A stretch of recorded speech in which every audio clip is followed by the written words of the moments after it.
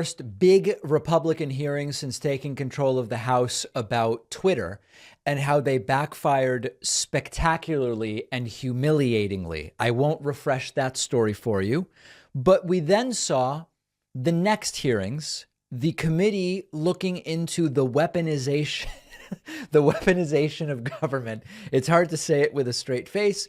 This is the Republican attempt, apparently, to bring up Hillary Clinton and Hunter Biden, which seems to be, that's their hammer, so everything looks like a nail.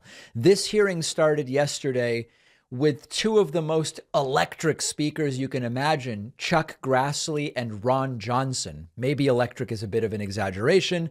And in this first clip, they're talking about Hillary. I mean, it's 2023 and they're talking about Hillary.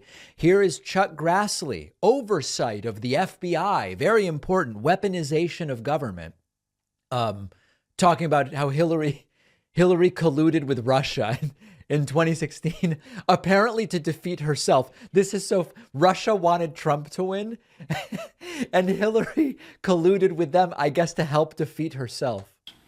We all know now that it was the Democratic National Committee, along with the Clinton campaign, who colluded with the Russians.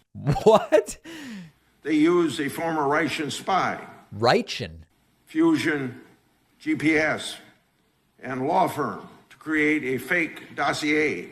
This is what happens when you're given notes you don't understand and asked to read them. It sounds like you don't know what you're talking about. Chuck Grassley was not the only Republican senator who brought up Hillary Clinton. Here is Ron Johnson, just on the vanguard of the political criticism space, also bringing up Hillary Clinton. My first investigation ultimately revealed the extensive editing of then FBI Director James Comey of his July 5th, 2016 statement that exonerated Secretary Clinton regarding her use of a private email server for official. What's the deal with saying Clinton? I really don't get that. Anyway, so Ron Johnson brings up Hillary as well. And then it really wouldn't be complete unless he also mentions Hunter Biden, which he did.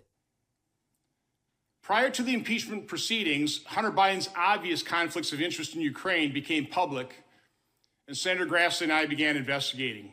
Yeah. The idea, by the way, it's beyond this is sort of like, this is like your dog investigating who knocked over the bin that contains the treats and ate the entire package of treats. That your dog is not going to be a great investigator of that.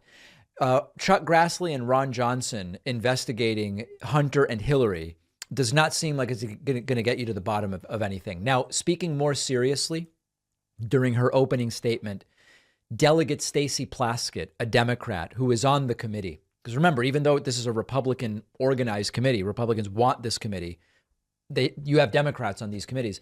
She summed up the committee perfectly. Listen to what she had to say. I'm deeply concerned about the use of this select subcommittee as a place to settle scores, showcase conspiracy theories, correct, and advance an extreme agenda that risk undermining Americans' faith in our democracy. Correct. Some of today's witnesses would have us believe that the Department of Justice and the Federal Bureau of Investigation are part of a deep state cabal. Right. One even wrote a book describing the FBI itself as a threat to democracy. The Department of Justice and the FBI do not always get it right. History is full of examples of these agencies getting it very, very wrong. We have colleagues in this Congress who have been subject to politically motivated, hateful, racist investigations by our government. Yeah. So she completely sums it up perfectly, which is this is another sham committee. It's not really meant to investigate.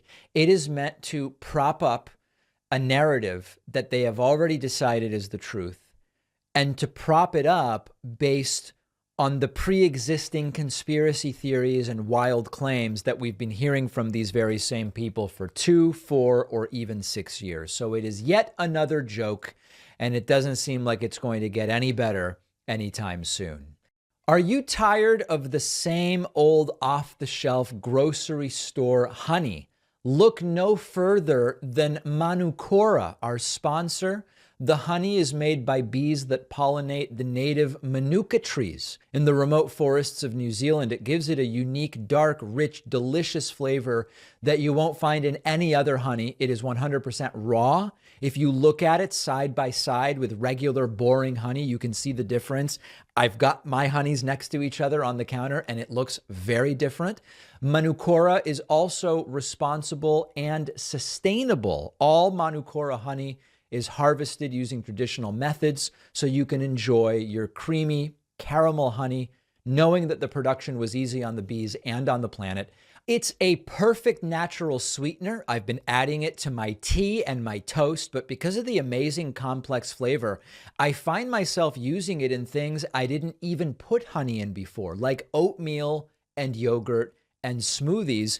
I have to admit, my girlfriend once caught me tasting Manuka honey right off the spoon because it's that good. It really stands out from everyday honey. So don't settle for the ordinary honey when you can enjoy the unique, delicious flavor of Manukora. Go to manukora.com/Pacman and use the code Pacman for a free pack of honey sticks. Very nostalgic to when I was a kid. With your order, a $15 value. Taste the difference for yourself. The link is down below.